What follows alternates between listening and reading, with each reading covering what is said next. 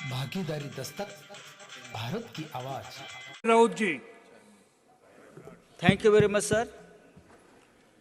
Sir, we are discussing on India's glorious space journey.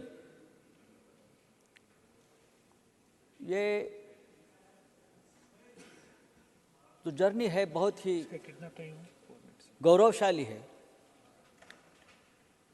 सरकारें आती है, सरकारें चली जाती है, प्रधानमंत्री भी आए और चले गए, लेकिन इंडिया की ये स्पेस जर्नी निरंतर चल रही है और चलती रहेगी। ये पंडित नेहरू वर्सेस नरेंद्र मोदी ऐसा झगड़ा नहीं होना चाहिए। आप वहाँ से मोदी मोदी करेंगे, हम नेहरू नेहरू करेंगे।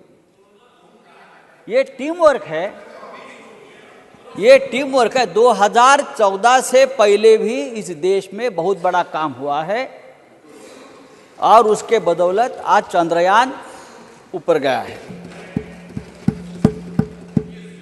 प्रधानमंत्री की अपनी अपनी सोच होती है, प्रधानमंत्री की अपनी अपनी सोच होती है। कोई विज्ञानवादी होता है, कोई अंधश्रद्धावादी होता है,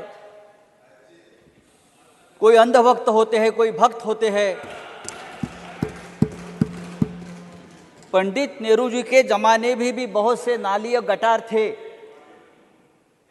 लेकिन पंडित नेहरू ने यह नहीं कहा कि गटार से गैस निकालकर चाय बनाओ। लेकिन ये भी विज्ञान है, मैं नहीं मानता ये विज्ञान नहीं है, ये भी साइंस है। गटार से भी हम गैस निकाल सकते हैं, ये भी साइंस है। लेकिन पंडित नेहरू की सोच ऊपर थी। पंडित नेहरू ने इसरो बनाया। पंडित नेहरू ने जिस तरह से ज्ञान, विज्ञान और तंत्रज्ञान की नींव रखी और आज हम 70 साल में यहाँ तक पहुँच गए हैं। मिशन चंद्रयान 3 की कामयाबी अद्भुत है सर। और ये जो यात्रा है, ये यात्रा चंद्रयान 1 से शुरू हुई थी, चंद्रयान 2 में भी जारी रही और चंद्रयान 3 ने इतिहास रचा है। ये हमारे 60-70 साल के टीम वर्क का नतीजा है। ये जो हमारा ऐतिहासिक पुराना संसद भवन है, उसमें जो आखिरी संयुक्त बैठक हुई, उसमें प्रधानमंत्री ने संबोधित किया और सांसदों के साथ पैदल चलकर यहाँ तक आ गए, नए संसद भवन में आ गए। 1947 से हमारी सफ़र, इस देश की सफ़र इसी तरह से हो रही है।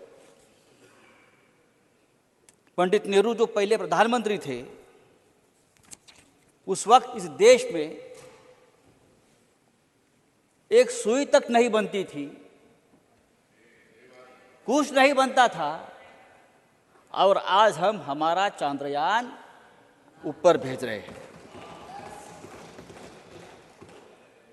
सर, आर्यभट्ट भारत का पहला उपग्रह था, जिसे 19 अप्रैल 1975 को कॉस्मोस 3M लॉन्च व्हीकल से लॉन्च किया गया था।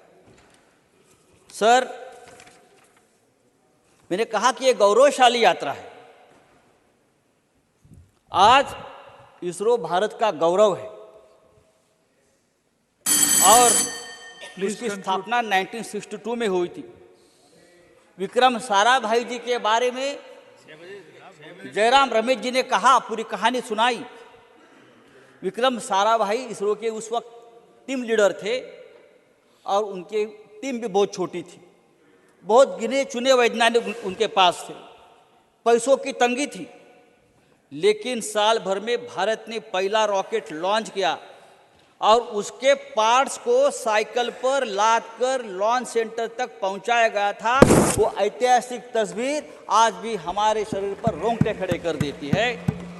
और आज 6 दशक के बाद हम चांद पर, मंगल पर और गगनयान, ये सब जो देन है सर, ये हमारी देश के 60-70 साल में हमारे पंडित नेहरू से लेकर आज तक के प्रधानमंत्री मोदी जी सर प्लीज मैं सबका नाम लेना चाहता हूं। सर प्रधानमंत्री जी ने कल कहा मजबूत भारत बनाना है, बड़े सोच से ही भव्य मजबूत भारत का निर्माण होगा। सोच बड़ी होगी तो बड़े काम हो जाते हैं, और साइंस और टेक्नोलॉजी के सिवा ये देश आगे नहीं बढ़ेगा। लेकिन हमने कोरोना काल में क्या देखा? पापड़ बेचो, थालियां बजाओ, तालियां बजाओ। This is not science and technology. ये साइंस टेक्नोलॉजी नहीं है, ये अंधश्रद्धा है। ये साइंस टेक्नोलॉजी नहीं है। हमारे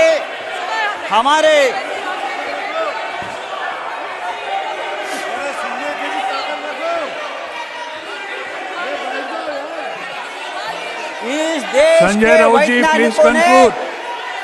संजय राउत जी प्लीज वैक्सीन बनाया। कंक्लूड।